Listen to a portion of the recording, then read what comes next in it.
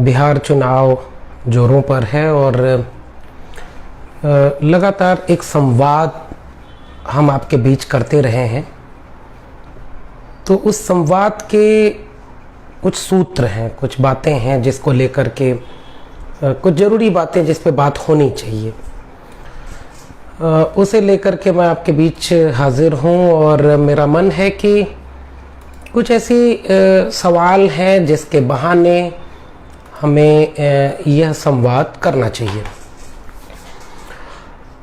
आप लोग क्या समझते हैं यह भी बताइएगा। मेरे लिए यह चुनाव एक सामाजिक, सांस्कृतिक, राजनीतिक विमर्श के लिए एक अहम चुनाव बनता जा रहा है। इसकी वजह यह है कि जब बिहार या उत्तर प्रदेश को लेकर के बात होती है तो बात इस गंभीरता से की जाती है कि उत्तर प्रदेश और बिहार की राजनीति भारतीय चुनावी राजनीति को खासा प्रभावित करती है।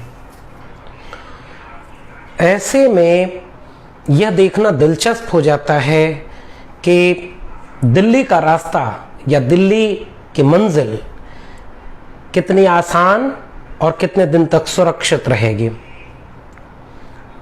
राजनीतिक गलियारों में यह वाक्य भी चर्चित रहा है कि दिल्ली की कुर्सी का रास्ता पटना और लखनऊ होकर गुजरता है। इस लिहाज से भी ये चुनाव अहम होते हैं। सबसे पहली बात जो मैं कहना चाहता हूं वो ये है कि मेरे जैसे तमाम लोग जो प्राथमिक तौर पर किसी भी राजनीतिक दल के सदस्य नहीं हैं, जो प्राथमिक तौर पर किसी चुनाव में प्रत्यक्ष तौर पर उनकी कोई भागीदारी नहीं है, एक बहुत बड़ा तबका ऐसे लोगों का है जो सीधे तौर पर यह तो समझते हैं कि जो सत्ता में बैठे लोग हैं, जो एक विचार है, जो दक्षिणपंथी विचार है, जो संविधान विरोधी, सामाजिक न्याय विरोधी, लोकतंत्र विरोधी है, जिसकी बुनियाद में उनका एजेंडा ही ऐसा है कि वो भारत की बहुलता को सामाजिक तौर पर, सांस्कृतिक तौर पर जितनी पहचान है उनको दमित करने का काम करते हैं और एक खास तरह की उच्च वर्ग, उच्च वर्ण, पुरुष, हिंदू, शहरी, इस तरह का जो खांचा बनता है उसकी हेजेमनी को बनाए रखना चाहते हैं, उसके वर्चस्व को बनाए रखना चाहते हैं। तो पहली बात इस चुनाव के संदर्भ में मैं अपनी यह स्पष्ट करना चाहता हूं, क्योंकि तमाम साथियों के मैसेज, तमाम साथियों के फोन कॉल, तमाम साथियों की ये सवाल थे कि आप किसको समर्थन करेंगे। मेरा समर्थन उस विचार को हराने वाले लोगों के साथ है। ये मेरा पहला स्टैंड है, ये पहली मेरी प्राथमिकता है कि अगर बिहार में वे ताकतें चुनाव हारें जिनको मैं संविधान विरोधी, लोकतंत्र विरोधी, सामाजिक न्याय विरोधी प्राथमिक तौर पर देखता हूं, जिनकी सरकारों ने पिछले कई वर्षों के भीतर जिस तरह की रणनीति के तहत सरकार चलाई है, चाहे वो बिहार की सरकार हो, चाहे वो यूपी की सरकार हो और इवन दिल्ली की कुर्सी पर बैठे लोग हों, तो मेरी प्राथमिक जिम्मेदारी यह है कि मैं उन्हें अपदस्थ करने की बात कहूं। इसलिए मैं उनके विरोध में खड़ा हूं और यह मेरी एक सामाजिक जिम्मेदारी है। अगर मैं दिल्ली में बैठकर कोई बात कह रहा हूं और उसे 100 लोग भी सुनते हैं तो उन 100 लोगों तक ये मेरी बात स्पष्ट है कि मैं क्या नहीं चाहता हूं। और मेरे जैसे अनगिनत लोग इस देश में हैं, उत्तर प्रदेश और बिहार में हैं। वे चाहते हैं कि ये सरकारें हारें जो इस देश में सांप्रदायिक हिंसा करती हैं, जिन्होंने लिंचिंग की है, जिन्होंने इस देश को धर्म के नाम पर जहर घोलने का काम किया है, जिन्होंने सारे सरकारी संस्थानों को निजी हाथों में बेचा है, जिन्होंने बेरोजगारी को चरम पर पहुंचाया है, जिन्होंने बिहार के विशेष संदर्भ में बात करें तो चुनावी लोकतंत्र का गला घोट करके उस मैंडेट के खिलाफ जाकर के जो उन्हें मिला था बीजेपी के खिलाफ, वो फिर बीजेपी के साथ खड़े हो गए। मेरी मंशा, मेरी हार्दिक इच्छा ये रहेगी कि वे ताकतें चुनाव हारें। ये पहली बात है। और दूसरी बात कि जब हम एक सामाजिक कार्यकर्ता के बतौर विचार करते हैं, सांस्कृतिक आंदोलन की बातें करते हैं, रोज इन्हीं मंचों से करते हैं ना। हम फेसबुक पर सीरीज चलाते हैं, सामाजिक न्याय की पाठशाला, लोग उसे पूरे देश में देखते हैं, सराहना करते हैं, और उनमें हम एक वैचारिक स्पष्टता के साथ तेवर रखते हैं कि इस देश में आज की तारीख में कोई भी राजनीतिक दल वह नैतिक साहस नहीं रखा है जो अंबेडकर और लोहिया के सपनों को अक्षरशः पालन करने का दावा करता हो। तो हम जब सामाजिक मंचों से, सांस्कृतिक मंचों से, बौद्धिक मंचों से अपनी बात रखते हैं तो हम पर्याप्त पक्षधरता, स्पष्ट पक्षधरता के साथ कहते हैं कि इस देश में सामाजिक न्याय की सरकार होनी चाहिए। और वह सामाजिक न्याय का अर्थ हमारे लिए क्या है? सामाजिक न्याय का सीधा सीधा अर्थ है आर्थिक न्याय। सामाजिक न्याय का सीधा सीधा अर्थ है लैंगिक न्याय। सामाजिक न्याय का सवाल हम जब बोलते हैं तो वह आरक्षण तक सीमित नहीं होता। सामाजिक न्याय का सवाल जमीन की हिस्सेदारी से जुड़ता है। सामाजिक न्याय का सवाल लैंड रिफॉर्म से जुड़ता है। सामाजिक न्याय का सवाल विश्वविद्यालयों के प्रोफेसरों से लेकर एक ग्रुप डी के कर्मचारियों में भी आरक्षण के प्रावधानों को पूरी तरीके से लागू करने के सवाल से जुड़ता है। सामाजिक न्याय का सवाल लैंगिक बराबरी का न्याय से जुड़ता है, संसाधनों और अवसरों के समान वितरण से जुड़ता है। इसलिए हम ज्यादा रेडिकल होकर के एक अपेक्षा रखते हैं, एक आदर्श रचते हैं कि ऐसी सरकार, ऐसी राजनीति, ऐसे दल सामने आए जो सीधे सीधे इस काम को करें। इसलिए हम जब सामाजिक मंचों पर बोलते हैं, हम सार्वजनिक मंचों पर बोलते हैं, सांस्कृतिक मंचों पर बोलते हैं, तो हम एक रेडिकल लाइन लेते हैं।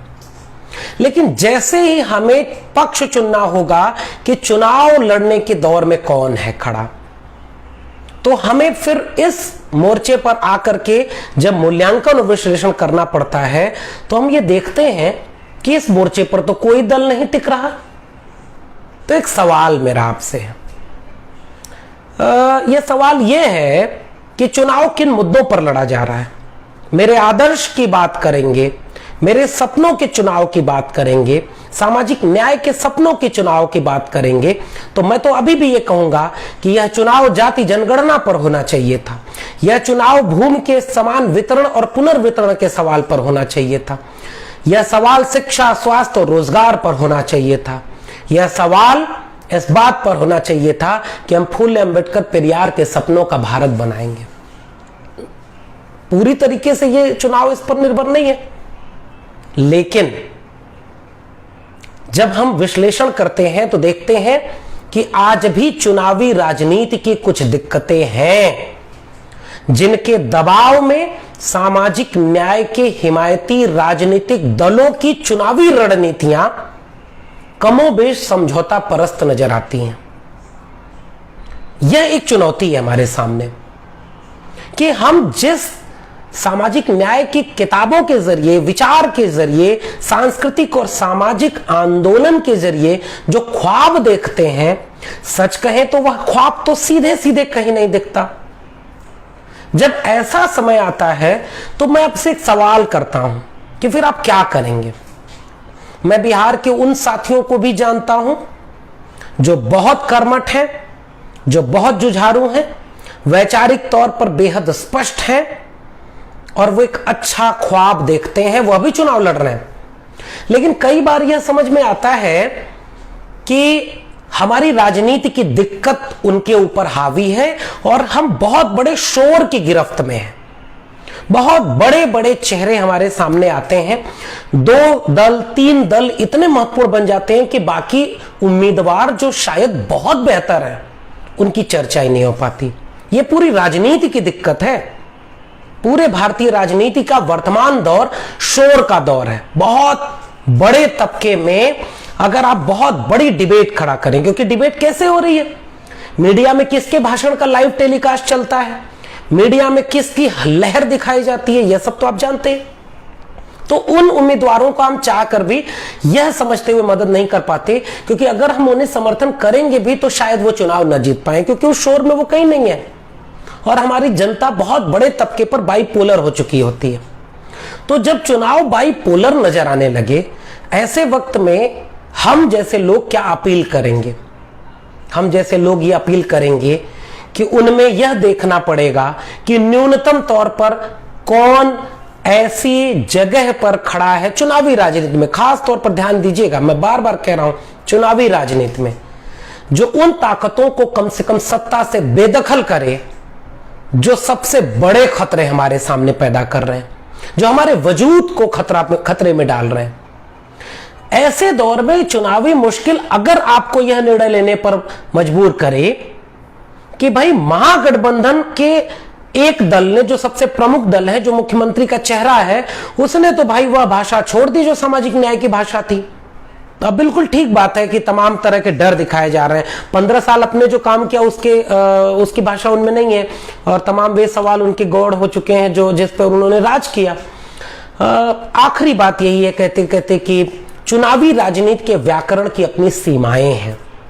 सामाजिक आंदोलन और सांस्कृतिक आंदोलन बिल्कुल अलहदा बातें हैं, घालमेल नहीं करना चाहिए। सामाजिक आंदोलन और सांस्कृतिक आंदोलन अनवरत जारी रहेंगे, जिनमें किसी भी तरह के वैचारिक समझौते की बात बेमानी होगी। और आज भी मैं कहता हूं, राजनीतिक चीजें गौड़ हैं।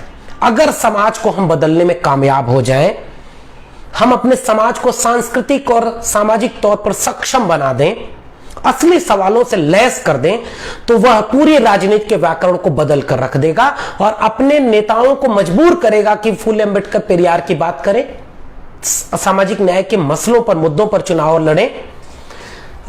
जब तक समाज नहीं तैयार है तब तक वो 85% बहुजन को 85 जगहों पर वोट दिलवा देता है। इसलिए चुनावी टैक्टिक्स अलग है। और उसमें मैं आज भी अंतिम बात कहना चाहता हूं, संविधान विरोधी, देश को तोड़ने वाली ताकतें, चुने हुई सरकारों को गिरा देने वाले लोग, पूंजीपतियों के हाथ में सब कुछ बेच देने वाले लोग, संविधान पर हमला करने वाले लोग, अंबेडकर फूले पेरियार के सपनों को नस्तनाबूद करने वाले लोग हारे। और जो उन्हें हरा रहा है आप उन्हें साथ दें, खुल करके साथ दें। और मैं फिलहाल जो देख पा रहा हूं कि रोजगार पर बात करने वाले महागठबंधन के लोग, माले के लोग जो कम संसाधनों में चुनाव लड़ रहे हैं, माले के लोगों को मैं कह रहा हूं आप उनकी मदद करिए।